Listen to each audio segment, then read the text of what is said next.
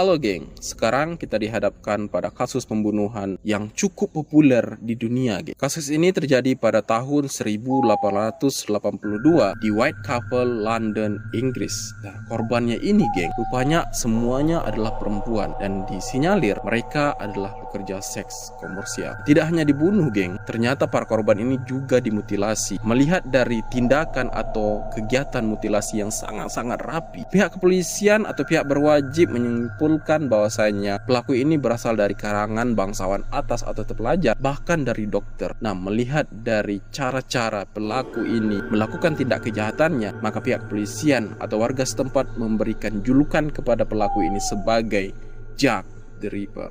Bagaimana kisah dari Jack the Ripper? Selengkapnya dicek Romi.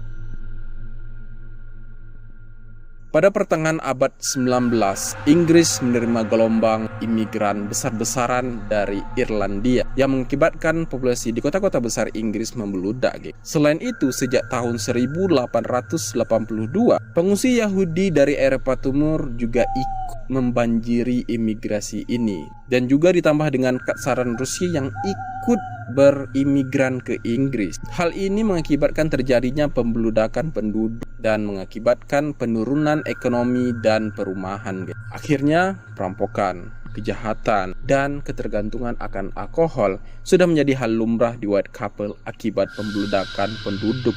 Dengan keadaan ekonomi yang semakin hari semakin memburuk, perempuan-perempuan di Whitechapel memilih untuk menjajankan tubuhnya sebagai pekerja seks komersial.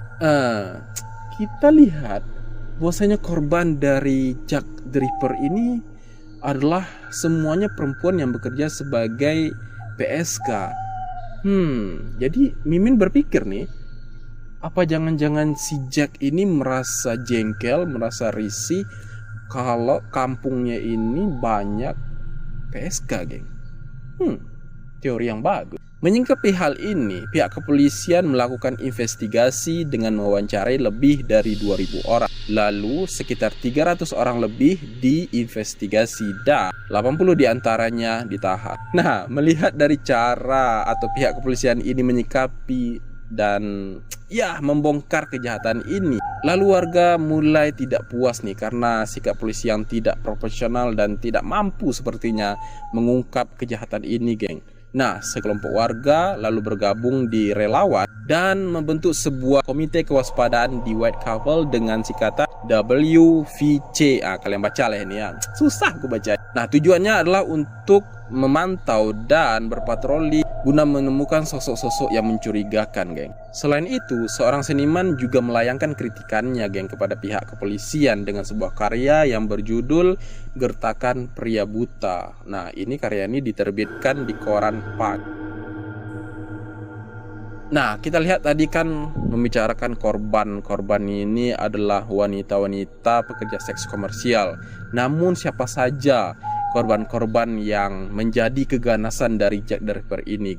Setelah diselidiki, ternyata terdapat 5 kanonis atau 5 korban yang diyakini kuat dibunuh oleh Jack the Ripper. Walaupun ketika itu terdapat pembunuhan-pembunuhan lainnya sekitar 11 pembunuhan, geng. Sebagian besar korban mengalami 2 garis luka miring di tenggorok, dimutilasi di perut dan daerah kelamin, pengambilan organ dalam, dan mutilasi wajah. Semua ini menjadi ciri khas dari Jack the Ripper. Nah, kelima korban ini adalah yang pertamanya Mary Ann Nicholas. Dia ditemukan tak bernyawa sekitar pukul 3.40 dini hari pada hari Jumat 31 Agustus 1888 di Bucks Row, sekarang namanya Durward di Whitechapel. Nah, tenggorokannya disembelih dengan 2 sayat dan bagian bawah perutnya dirobek dengan luka dalam bergigi.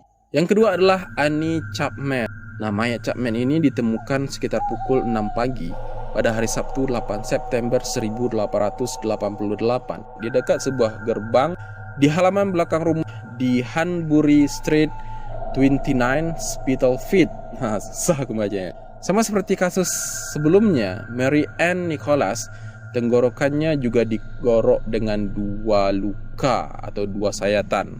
Perutnya robek terbuka dan kemudian rahimnya diambil. Belum pada korban ini, geng, sebelum kematiannya, korban sempat terlihat pergi bersama seorang pria berambut gelap dengan penampilan lusuh dan beradab. pada pukul 5.30, geng. Yang ketiga adalah Elizabeth Stride. Stride terbunuh pada Minggu dini hari 30 September 1888 pada pukul 1 dini hari. Stride ditemukan sudah tak bernyawa dengan luka gorokan yang memutus arteri utama di sisi kiri lehernya, geng. Tidak seperti korban lainnya, luka yang dialami oleh korban ini tidak sama seperti luka korban-korban yang telah terdahulu, geng. Nah, di sini Stride ini menimbulkan spekulasi berbagai pihak. Apakah benar Stride ini dibunuh oleh Jack the Ripper, atau ketika Jack the Ripper ingin membunuhnya, Stride ini melakukan perlawanan. Nah, namun tidak ditemukan tanda-tanda mutilasi di tubuh Stride ini. Organ-organnya masih utuh, tidak seperti korban sebelumnya, geng. 4. Catherine Eddowes. Eddowes juga meninggal di hari yang sama dengan si Stride dan ditemukan tak bernyawa 3/4 jam setelah ditemukannya mayat si Stride tadi, geng. Tenggorokannya digorok dan perutnya dirobek dengan luka dalam panjang bergerigi. Ginjal bagian kiri dan rahimnya juga hilang. Nah, ada seorang warga yang memberikan kesaksian tentang si Eddowes ini, bahwasanya dia dan rekannya melihat seorang pria berpakaian rusuh dan berambut pirang bersama Stride ini, geng. Namun kedua temannya tidak mampu atau tidak dapat memberikan kepastian akan informasi dari warga ini.